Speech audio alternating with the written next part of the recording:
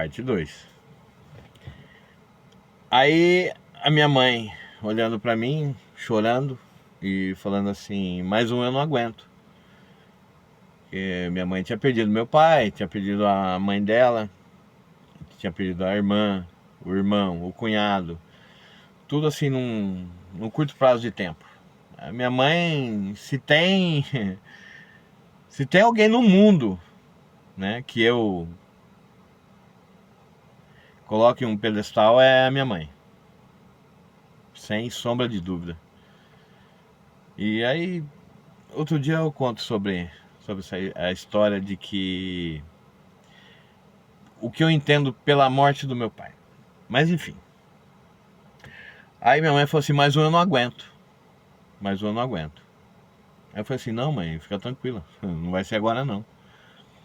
Aí fiquei 2 dias lá, aí fizeram meus exames, eu doido pra ir pra casa.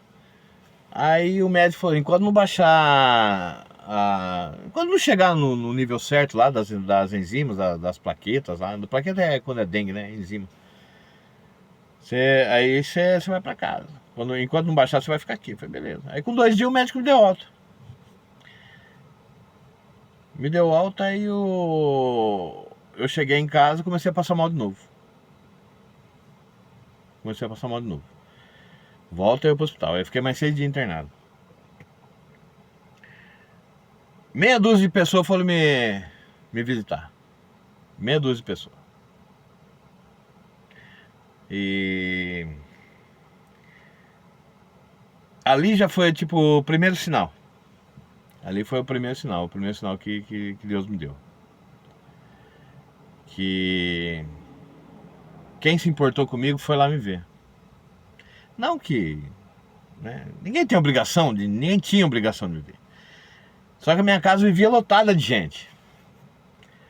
Porque eu mendigava amizade, eu mendigava atenção. Eu queria, na minha cabeça, eu queria ser popular, sei lá. Eu queria ser gente boa, não sei. Só que assim, eu abusei desse sentimento. Eu achava que eu tinha que estar num círculo de amizade que não me cabia, que não era eu, que não era o que eu precisava. O que eu precisava já estava ali comigo, as pessoas que eu precisava já estavam ali comigo. E eu fatalmente deixei de lado, talvez incondicionalmente, sem pensar, deixei de lado pessoas que gostavam de mim de verdade. Pessoas que queriam o meu bem. Pra ser o que eu não era. Pra ter o que eu não precisava. A única coisa que eu precisava era lealdade. Era o que eu já tinha.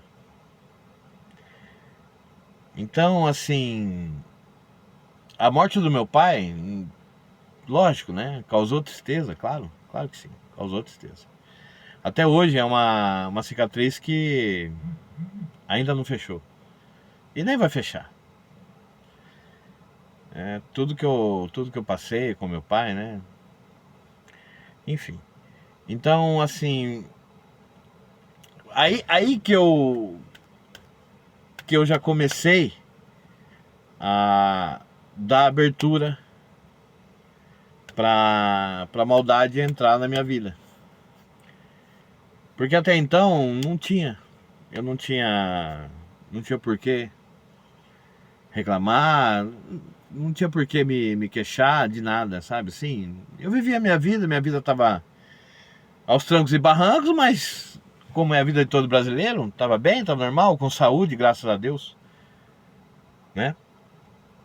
Então, assim, eu procurei esse estado. Eu dei abertura para esse lado ruim, para essa coisa ruim entrar. Então, assim, eu jamais vou culpar alguém por qualquer coisa. Jamais vou culpar. Porque a partir do momento que eu entendi que o erro estava em mim, sempre esteve em mim. Nunca esteve nas pessoas, sempre esteve em mim. Só que eu me defendia, me enganava, né, até certo ponto, achando que o problema estava nas pessoas, mas não, sempre esteve em mim. Eu que dei essa abertura, eu que fui fraco. Eu que sempre fui fraco. E então, assim, o que eu quero dizer com isso? Que o primeiro passo para você começar, o primeiro passo que eu dei para eu começar a viver melhor foi entender aonde começou, como começou, o que aconteceu lá atrás, a partir de quando, né, que eu comecei a sentir esses sintomas, como que eu comecei a pensar diferente, a agir diferente, a ser quem eu não era. Então, assim, o primeiro passo é identificar o que aconteceu de errado.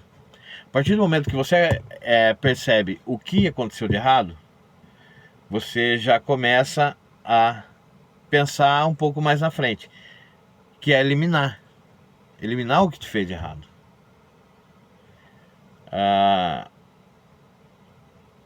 Muito tempo, ano após ano, acontecimento após acontecimento, perda após perda, a gente vai criando uma casca, né? Então, assim, o segundo passo é eliminar o que te faz mal. E aí, assim, hoje tem pessoas que falam assim: nossa, o Edmarco sumiu. Ah, o Cotô sumiu. Ah, o Cotô tá em Nárnia. Ah, o Cotô tá sofrendo por causa de mulher. Ah, o Cotô tá isso, o Cotô tá aquilo. Deixa pensar. Deixa pensar. As pessoas pensam o que querem. Eu falei no primeiro episódio. Cada um tem um jeito de pensar, então não vou falar que eles estão certos, que eles estão errados. Não sei o que é certo e o que é errado. Eu sei a minha certeza, né? O que eu posso fazer para acertar, o que eu posso fazer para errar. Então, assim, eu eliminei basicamente tudo o que faz mal na minha vida. Tudo. Tudo. Família, serviço, né? Emprego, rodinha, amizades, televisão, celular, tudo. Esse foi o segundo passo e talvez o mais importante. Que a gente tem que entender que, assim, a vida é feita de escolhas. E cada escolha automaticamente gera uma renúncia. Então você escolhe se você quer viver bem ou se você quer viver enganado pro resto da vida. Eu optei por renunciar a muita coisa que não me fazia bem, que não me agregava em nada. Preferi viver sozinho. E essa é uma das coisas que eu falo, que a estrada me fez bem, me faz bem. A estrada me... outra coisa que você tem que eliminar também, que eu eliminei, a rotina.